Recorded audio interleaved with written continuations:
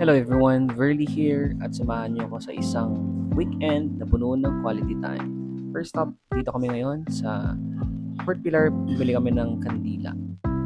Maglakad daw muna with fiance. And dito na kami sa Fort Pilar.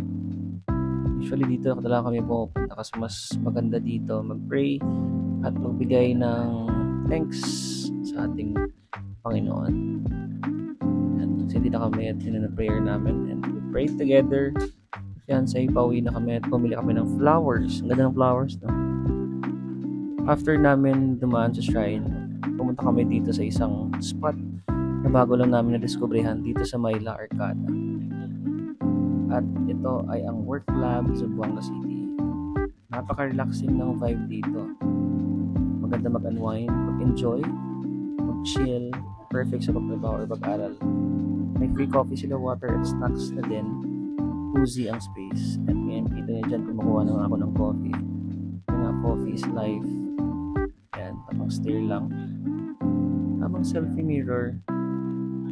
And yan, nagtatrabaho na tayo. Nag-edit na. And that's it for today's vlog, guys. Thank you.